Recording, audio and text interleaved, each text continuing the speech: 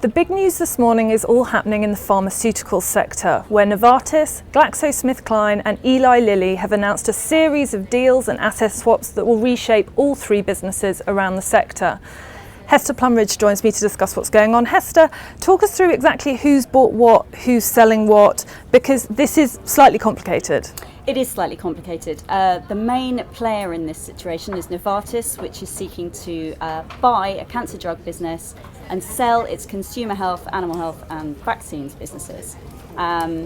So GlaxoSmithKline will acquire the vaccines business, Eli Lilly will acquire the animal health business, Novartis gets some cancer drugs from GlaxoSmithKline, and the consumer health businesses of Glaxo and Novartis combine in one big business, which will be a new joint venture. Right, so I mean this is being driven by Novartis, who have said in the past that they want to focus on areas where they are big, they can compete globally, Yes. And so that's going to be innovative pharmaceuticals, eye care and generics. They're getting rid of these three subscale businesses. Yeah. I mean, does this look like a good outcome for them, doing it in this way?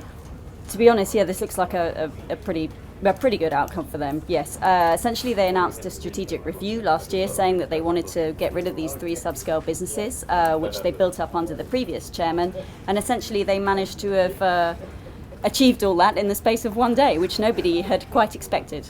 So they're achieving an awful lot with one set of deals. And similarly for Glaxo, which is probably the other complicated bit of this, they're achieving an awful lot on one day as well. Talk us through what exactly this does for them, how it reshapes their business. So Glaxo have already a very large vaccines business. They are now going to become the world leader in vaccines by a clear margin.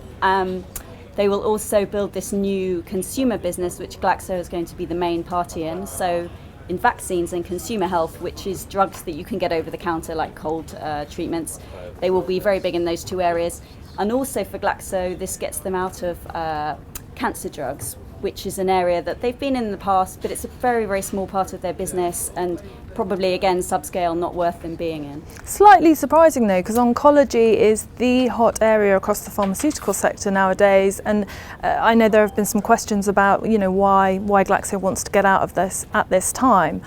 But more broadly, is this the start of another wave of pharma deal making, big deals across the sector, or do you see this as a very sort of specific set of transactions? It's interesting because there have been a lot of bid speculations, and just yesterday I think Valiant and an activist investor, Bill Ackman, have signed up for a deal to look at Allergan exactly. in the US, but, there are kind of broader factors behind this. A lot of the pharmaceutical companies did big deals in the sort of early 2000s. They've paid down that debt now.